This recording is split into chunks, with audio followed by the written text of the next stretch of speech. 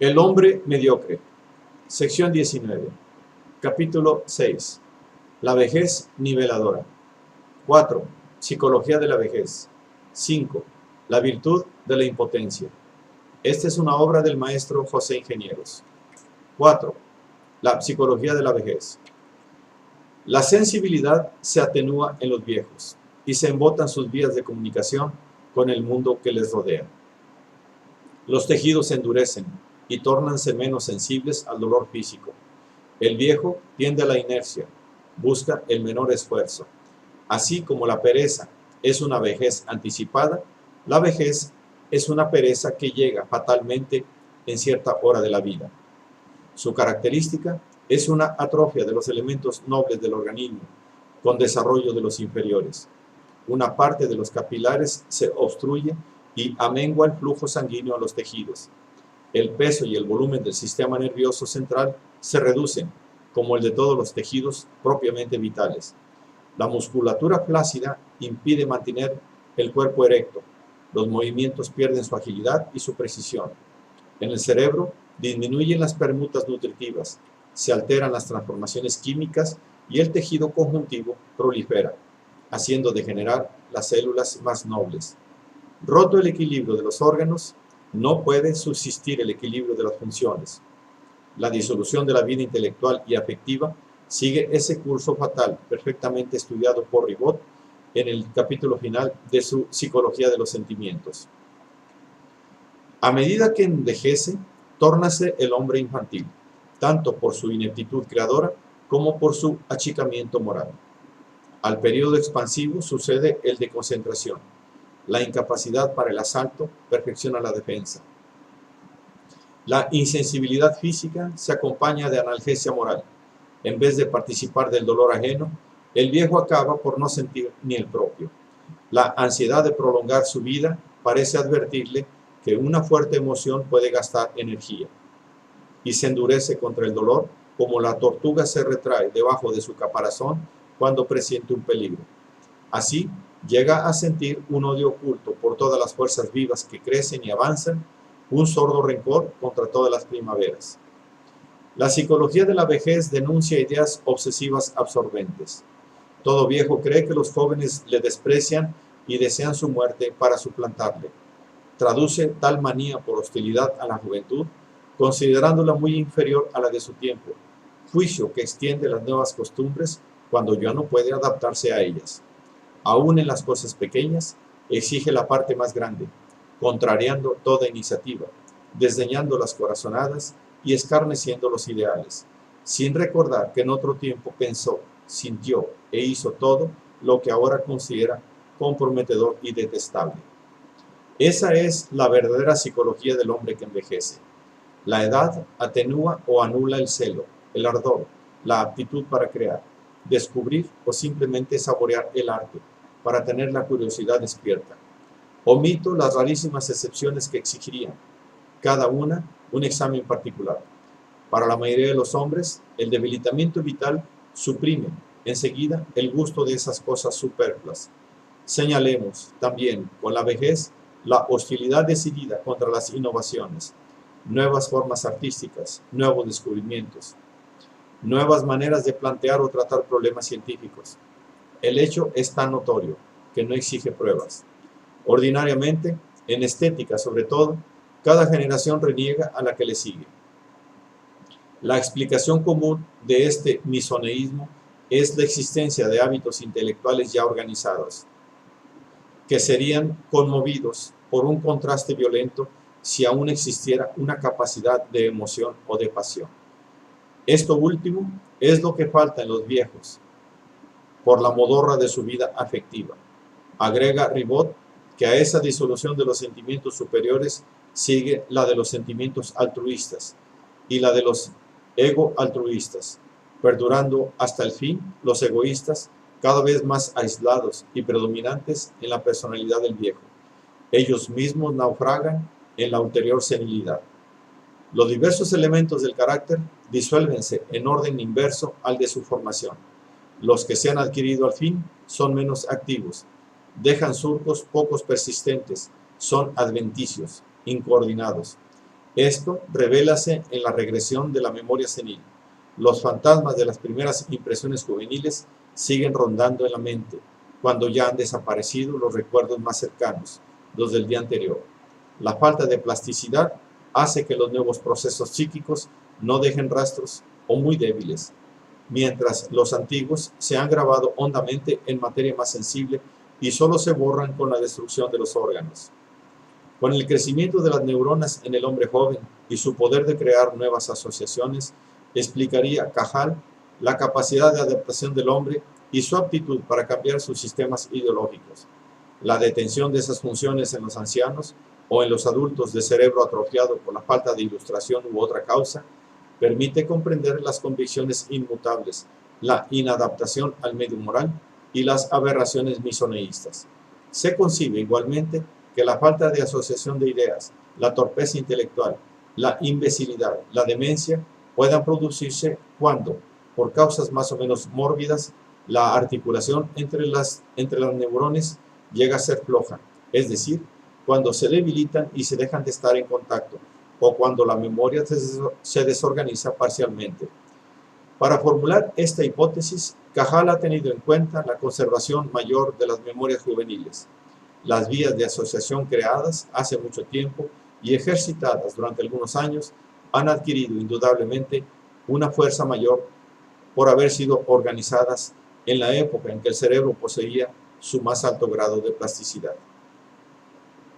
Sin conocer esos datos modernos, observó Lucrecio que la ciencia y la experiencia pueden crecer andando la vida, pero la vivacidad, la prontitud, la firmeza y otras loables cualidades se marchitan y languidecen al sobrevenir la vejez.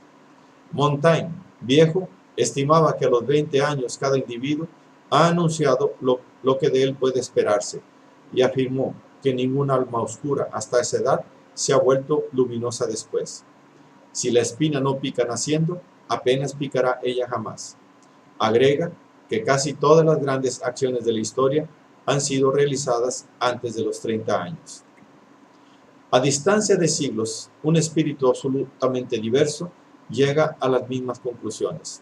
El descubrimiento del segundo principio de la energética moderna fue hecha por un joven, Carnot. Tenía 28 años al publicar su memoria.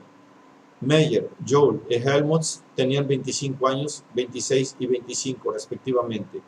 Ninguno de estos grandes innovadores había llegado a los 30 años cuando se dio a conocer. Las épocas en que sus trabajos aparecieron no representan el momento en que fueron concebidos. Hubieron de pasar algunos años antes de que tuviesen desarrollo suficiente para ser expuestos y de que ellos encontraran medios de publicarlos. Asombra la juventud de estos maestros de la ciencia. Estamos acostumbrados a considerar que esta es privilegio de una edad avanzada y nos parece que todos ellos han fallado al respeto a sus mayores, permitiéndoles abrir nuevos caminos a la verdad. Se dirá que la solución de esos problemas por verdaderos muchachos fue una singular y excepcional casualidad. Fácil es comprobar que ocurre lo mismo en todos los dominios de la ciencia. La gran mayoría de los trabajos que señalaron horizontes nuevos fueron la obra de jóvenes que acabaron de transponer los 20 años. No es este el sitio para buscar las causas y consecuencias de ese hecho, pero es útil recordarlo, pues, aunque señalado más de una vez, está muy lejos de ser reconocido por los que se dedican a educar la juventud. Los trabajos de hombres jóvenes son de carácter principalmente innovador. El mecanismo de la instrucción pública no debe ser obstáculo a ellos, permitiéndoles desde temprano desarrollar libremente sus aptitudes en los institutos superiores, en vez de agotar prematuramente, como ocurre ahora, un gran número de talentos científicos originales. Y para que sus conclusiones no parezcan improvisadas, W. Oswald las ha desenvuelto en su último libro sobre los grandes hombres, donde el problema del genio juvenil está analizado con criterio experimental. Por eso las academias suelen ser cementerios donde se glorifica a los hombres que ya han dejado de existir para su ciencia o para su arte. Es natural que a ellas lleguen los muertos o los agonizantes.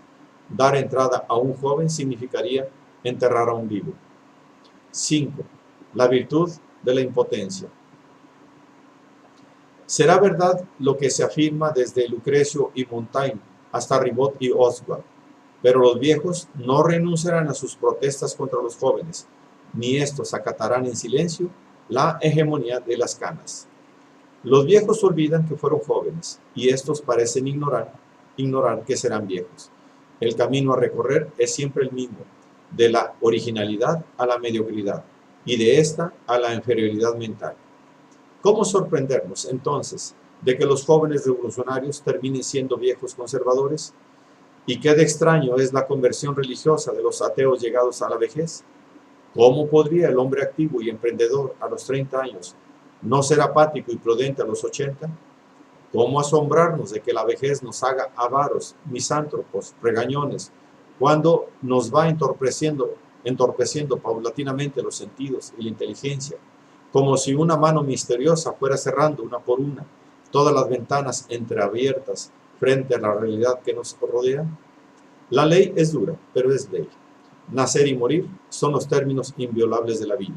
Ella nos dice con voz firme que lo normal no es nacer ni morir en la plenitud de nuestras funciones. Nacemos para crecer, envejecemos para morir. Todo lo que la naturaleza nos ofrece para el crecimiento nos lo sustrae preparando la muerte. Sin embargo, los viejos protestan de que no se les respete bastante, mientras los jóvenes se desesperan por lo excesivo de ese respeto. La historia es de todos los tiempos. Cicerón escribió su De Senectude con el mismo espíritu que hoy Faguet escribe ciertas páginas de su ensayo sobre la Vienese. Aquel se quejaba de que los viejos eran poco respetados en el imperio. Este se queja de que lo sean menos en la democracia. Asombran las palabras de Faguet cuando afirma que los viejos no son escuchados, pretendiendo ver en ello la negación de una competencia más. Alega que en los pueblos primitivos, como hoy entre los salvajes, son los viejos los que gobiernan. La gerontocracia se explica allí, donde no hay más ciencia que la experiencia y los viejos lo saben todo, pues cualquier caso nuevo les resulta conocido por haber visto muchos similares. Dice Faguet que el libro puesto en manos de los jóvenes es el enemigo de la experiencia que monopolizan los viejos. Y se desespera porque el viejo ha caído en ridículo, aunque comete la imprudencia de juzgarle con verdad. Convengamos de buena fe que se presta a eso. Es obstinado, es maniático, es verboso, es cuentista, es fastidioso, es regañón y su aspecto es desagradable. Ningún joven ha escrito una silueta más sintética que esa, incluida en su volumen sobre el culto de la incompetencia. Faguet opina que el viejo está desterrado de las mediocracias contemporáneas. Grave error que solo prueba su vejez.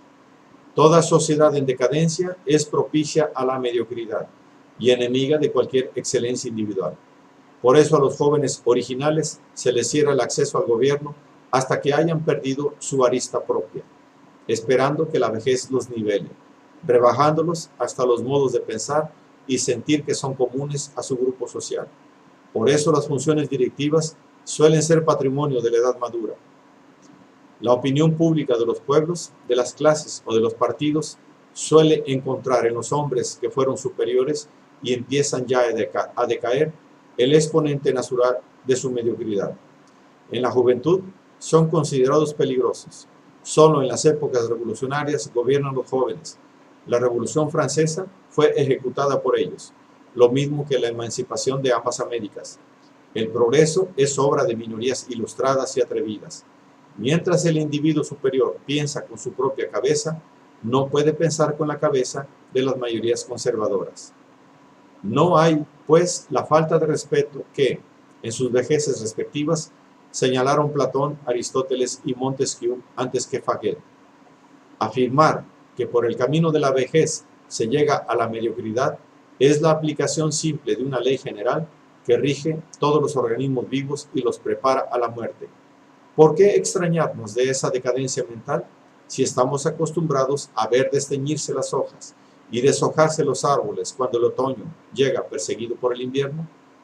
Admiremos a los viejos por las superioridades que hayan poseído en la juventud. No incurramos en la simpleza de esperar una vejez santa, heroica o genial, tras una juventud equívoca, mansa y opaca. La vejez no pone flores donde solo había malezas. Antes bien, ciega las excelencias con su hoz niveladora. Los viejos representativos que ascienden al gobierno y a las dignidades, después de haber pasado sus mejores años en la inercia o en orgías, en el tapete verde o entre rameras, en la expectativa apática o en la resignación humillada, sin una palabra vil y sin un gesto altivo, esquivando la lucha, temiendo a sus adversarios y renunciando a los peligros, no merecen la confianza de sus contemporáneos, ni tienen derecho a catonizar. Sus palabras grandilocuentes parecen pronunciadas en falsete y mueven a risa. Los hombres de carácter elevado no hacen a la vida la injuria de malgastar su juventud, ni confían a la incertidumbre de las canas, la iniciación de grandes empresas que solo pueden concebir las mentes frescas y realizar los brazos viriles. La experiencia viril complica la tontería de los mediocres, pero puede convertirlos en genios. La madurez ablanda al perverso, lo torna inútil para el mal. El diablo no sabe más por viejo que por diablo. Si se arrepiente, no es por santidad, sino por impotencia.